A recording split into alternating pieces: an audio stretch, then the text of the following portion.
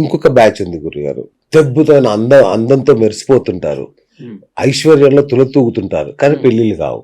ఉమ్, ఎంత ప్రయత్నించినా పెళ్లిళ్ళు కావు. ఉమ్. ఏంటి దానికి కారణం ఏంటి? దానికి ఉంటుంది కారణం. ఎందుకంటే పూర్వజన్మ సుకృతమై ఏదైనా మనం తీసుకోవాలి. ఓకే, ఓకే మనకు రుణం ఉంది అంటే ఏమిటి, ఆ రుణం తీర్చాలి. ఓకే మనం ఉన్నామనుకోండి రుణం ఆ, తీర్చాలి, మనకు వాళ్ళు ఉన్నారనుకోండి రుణం తీర్చాలి, ఆ, తప్పకుండా తీర్చాలి. కాబట్టి ఇది రుణానుబంధాల కిందకి మనం తీసుకోవాలి ఒక రకంగా చెప్పాలంటే. ఆ, ఇప్పుడు ఎంత ప్రయత్నించినా అతనికి పెళ్లి అవ్వటం లేదు. ఆ, సరే, తన చార్ట్ చూసామనుకోండి, ప్రయత్నించామనుకోండి, నేను కొన్ని చార్ట్లు చూశాను, ఎందుకు పెళ్లిళ్ళు అవ్వటం లేదు ఇలా చార్ట్స్ అంటే, ఉమ్, మంచి లగ్నాల్లోనే పుట్టుంటారు, వాళ్ళకి సప్తమ స్థానాలు కూడా చాలా బ్రహ్మాండంగా ఉంటాయి, సప్తమ స్థానాల్లో కూడా ఏ దోషాలు ఉండవు. ఆ, కానీ చాలా గ్రహాలు 8వ ఇంట్లో ఉండిపోతున్నవి, అష్టమ స్థానంలో ఉండిపోతున్నవి. తర్వాత చాలా గ్రహాలు వ్యయ స్థానాల్లో ఉండిపోతున్నవి, అంటే 12వ ఇంట్లో ఉంటున్నాయి. ఓకే వాళ్ళకు పుట్టిన లగ్నానికి వ్యయ స్థానంలో గాని ఎక్కువ గ్రహాలు, అష్టమ స్థానంలో ఎక్కువ గ్రహాలు ఉన్నప్పుడు మ్యారేజ్ అంత తేలిగ్గా కాదు. ఉమ్, ఉమ్, ఉమ్. అంటే వాళ్ళు ఎన్ని ప్రయత్నం చేసినా సరే అవ్వాలంటే చాలా నేను కష్టం. ప్రత్యక్షంగా గమనించా గురుగారు, 500 కోట్ల ఆస్తి ఉన్న ఒక అమ్మాయి ఉమ్. సంబంధం కోసం విశ్వ ప్రయత్నాలు చేస్తుంది, దొరకట్లా.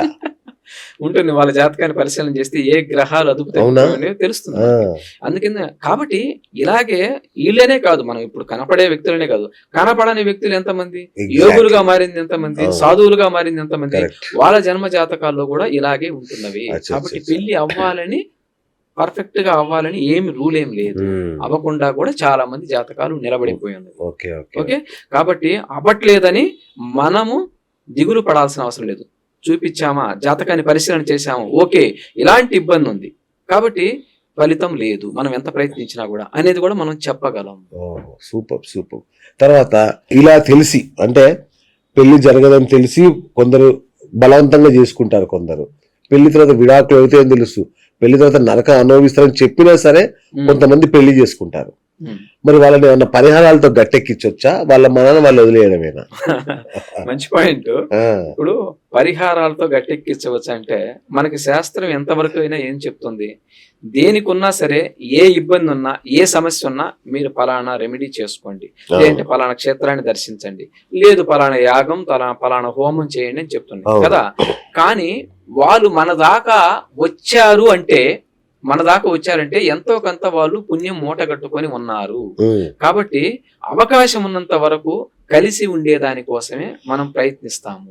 ఓకే. కాబట్టి ఇంకా విపరీతంగా అవకాశమే లేదు, ఛాన్సే లేదంటే నేను కొన్ని చాట్లు కూడా చెప్పేశాను. ఉమ్, ఈ మధ్య కాలంలో మన ఛానల్ నుంచి వచ్చిన చాట్స్, వద్దు ఇంకా ఆ అమ్మాయితో మీరు పడలేరు, వద్దు, ఆ అమ్మాయి చాలా వరకు ఆ దశలు అంతగా అనుకూలించడం లేదు, అమ్మాయి మంచిదే, ఒక్కొక్కసారి దశలు కూడా అనుకూలించాలంట కలిసేదానికి. ఓకే, చూడండి, ఓకే. మీరు ఒక 10 సంవత్సరాలు పోయిన తర్వాత కలుస్తారు, అవును. ఒక 10 సంవత్సరాలు ఎక్కడో ఉండి ఆ తర్వాత తల్లిదండ్రులు కలిసే జాతకాలు నేను చూశాను. ఓకే. తర్వాత పెళ్ళైన తర్వాత ఒక సంవత్సరంలో విడిపోయి 20 ఏళ్ల తర్వాత కలిసిన వాళ్ళని నేను చూశాను. వావ్.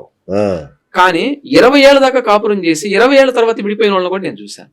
వా. ఎందుకు ఇలా అంటే కేవలం ఆ గ్రహ స్థానాల్లో వాళ్ళకు వచ్చిన దశలను బట్టి మనం చెప్పొచ్చు. ఓకే. మా ఆయన చాలా మంచివాడండి, 10 సంవత్సరాలు మేము చాలా బాగా కలిసి ఉన్నామని అంటారు. ఏం లేదు, కలిసి ఉండటం కారణం ఏంటంటే మంచి మహర్దశ నడిచింది, కానీ వాళ్ళ జాతకంలో ఎప్పుడో ఉంటుంది. కానీ ఆ మహర్దశ ఎప్పుడు వస్తుందో కూడా మనం చూసి చెప్పగలం. చెప్తారు. అంతే కదా మరి. ఓకే. ఇప్పుడు కుజగ్రహం ఎప్పుడు వస్తుంది, శని మహర్దశ ఎప్పుడు వస్తుంది, రాహు మహర్దశ ఎప్పుడు వస్తుంది, వాళ్ళు పుట్టిన నక్షత్రాన్ని బట్టి, పుట్టిన లగ్నాన్ని బట్టి మనం చెప్పగలుస్తున్నాం. ఓకే. కాబట్టి అది చాలా ఈజీ మెథడ్, తెలుసుకోవచ్చు. Okay okay. కాబట్టి ఇబ్బంది పడాల్సిన అవసరం లేదు.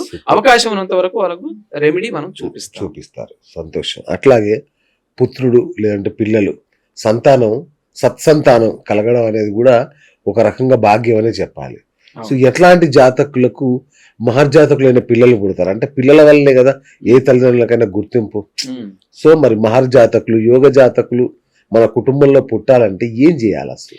మీరు చేసేది ఇప్పుడు ఏం ఉండదు, ఓకేనా. పూర్వజన్మలలో ఆల్రెడీ చేసుకునే వచ్చి ఉంటారు. కాబట్టి పుణ్యం కొద్ది పురుషుడు, దానం కొద్ది బిడ్డలు అన్నారు. ఈ సామెత ఏం ఊరికే రాలేదండి. మీరు ఎప్పుడైనా సరే బ్యాంకులో బ్యాలెన్స్ వేసుకొని ఉంటేనే ఇప్పుడు డ్రా చేసుకొని తినే అవకాశం మీకు కలిగి ఉంటుంది.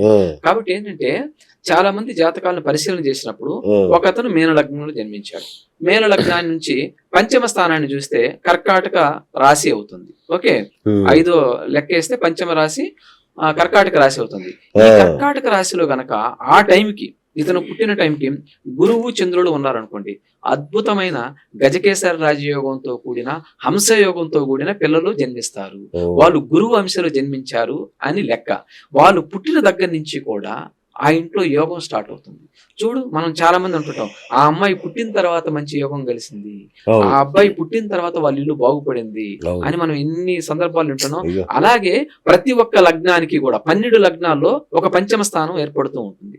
కాబట్టి అది మంచిదా చెడా అనేది మనం ముందుగానే తెలుసుకోవచ్చు. ఓకే, కాబట్టి సంతానం ఎటువంటి సంతానం కలుగుతుంది? మనల్ని ఇబ్బంది పెట్టే సంతానమా, లేకపోతే మనల్ని మన బాగోగులు కోరుకునే సంతానమా, మనకు మంచి పేరు ప్రఖ్యాతులు తెచ్చే సంతానమా, లేదంటే వాడు మనల్నే చంపేసే సంతానం అనేది కూడా మనం తెలుసుకోవచ్చు. తప్పకుండా తెలుసుకోవచ్చు. రైట్. ఇక ఇంకొక ధోరణి ఈ మధ్య ఒక్కరు చాలు లేదా అసలే వద్దు అనే స్థాయికి వెళ్ళిపోయింది. అసలు నిస్సంతానం వైపు కూడా నడుస్తున్నారు చాలా మంది జంటలు. ఈ మరి ఖర్చుల దెబ్బకో ఏమో గానీ సంతానం లేకపోయినా పర్లేదు అనుకుంటున్నారు. ఇట్లాంటి ధోరణి వంశాభివృద్ధి కావచ్చు, నాగరికతకు గానీ ఎంత ప్రమాదం కాదా ఇది? ఈ ధోరణి ఎటువంటిది అసలు? ఇప్పుడు ఏమవుతుందంటే వాళ్ళు ప్రాక్టికల్ గా ఆలోచించడం మొదలు పెట్టారు చాలా వరకు. ఎందుకంటే జీవితాలు ఆ విధంగా తయారయ్యాయి కాబట్టి. ఓకే, కరోనా లాంటి విధ్వంసాలు చూసిన తర్వాత జనం ఎలా మారిపోయారంటే వాళ్ళకై వాళ్ళు ఒక సెల్ఫ్ డెసిషన్కి వచ్చేసారు. కానీ జన్మ జాతకంలో ఒక మహత్తరమైన విశేషం ఉంది. పుట్టబోయే పిల్లలు నీకు ఎలాంటి వాళ్ళు తెలియదు కదా. ఈ తెలియనప్పుడు మనం ఏం చేయాలి?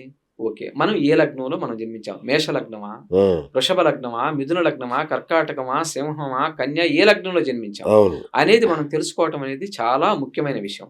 దానిని బట్టి వాళ్ళకి సంతానం, ప్రథమ సంతానం ఎవరున్నారు, స్త్రీ ఉన్నాడా, పురుషులు ఉన్నారు, ఇద్దరి సంతానం చూసేటప్పుడు ఇద్దరు చాట్స్ చూస్తాం మనం. కాబట్టి స్త్రీ సంతానమా, పురుష సంతానమా, ఓకే, ఇద్దరు చాట్స్లో ఎవరిది బలంగా ఉంది, కాబట్టి స్త్రీ సంతానం ఇప్పుడు కలుగుతుంది అని మనం తెలుసుకోవచ్చు. చూసుకున్న తర్వాత ఈ స్త్రీ సంతానం ఈ ఇంట్లో పుట్టిన తర్వాత వాళ్ళకి అభివృద్ధి ఉంటుంది. రెండవ సంతానం పురుష సంతానం ఉంది, ఈ సంతానం పుట్టిన తర్వాత కూడా వాళ్ళకి అభివృద్ధి ఉంది అని మనం తెలుసుకోవచ్చు. చాలా మటుకు పిల్లలు కలిగే వరకు వాళ్ళ జన్మ జాతకాలు మారు, ఆ పిల్లలు కలిగిన తర్వాత వాళ్ళ జన్మ జాతకాలు మారుతాయి. కాబట్టి ఒక్కరితో చాలా మంది ఆపేస్తూ ఉంటారు. అలా ఆపకూడదు, రెండవ సంతానాన్ని కూడా ఉండాలి. ఉన్నప్పుడు ఏమవుతుందంటే ఆటోమేటిక్గా వాళ్ళ జాతకంలో ఆ అబ్బాయి పుట్టిన తర్వాత కలిసి రావచ్చేమో, ఆ అమ్మాయి పుట్టిన తర్వాత కలిసి రావచ్చేమో వాళ్ళకి తెలియదు. కాబట్టి వాళ్ళు అలా ఆగిపోకూడదు. జ్యోతిష్యుల్ని సంప్రదించి ఎలా ఉంది, ఏమిటి, మా జన్మ జాతకాల్లో పరిశీలన చేస్తే ఏ విధంగా ఉంది, తర్వాత ప్రథమ జాతకం ఎవరైతే ఉంటారో వాళ్ళని కూడా రెండవ సంతానం ఎవరు పుడతారో తెలుస్తుంది మనకి. వాళ్ళ యొక్క తృతీయ స్థానాన్ని చూస్తే, ప్రథమ సంతానం యొక్క ఏ లగ్నంలో జన్మించాడో చూసి తృతీయ స్థానాన్ని చూస్తే పురుషుడు జన్మిస్తున్నాడా, స్త్రీ జన్మిస్తున్నాడా తెలుస్తుంది. వాళ్ళు అదృష్టవంతమైన జాతకంలో ఉన్నారో కూడా మనకు తెలుస్తుంది. కాబట్టి ఒక్కరితో ఆపొద్దు, ఇద్దరు ఉండాలి, కనీసం ఉండాలి. ఏదన్నా ప్రాబ్లం ఉంటే చూపించుకుంటే మనం చెప్తాం, దానికి ఏం పెద్ద ఇబ్బంది ఏం లేదు. నాతో ఒకసారి మాట్లాడిన తర్వాత వాళ్ళు రిపీటెడ్ గా కనెక్ట్ అవుతారు ఆటోమేటిక్. కాదు, చాలా మంది వాళ్ళ బంధువులు కూడా మీతో మాట్లాడిస్తున్నారు. సూపర్. కాబట్టి ఏంటంటే ఉన్నది మనం చెప్పడంలో సందేహం ఏమీ లేదు. సూపర్.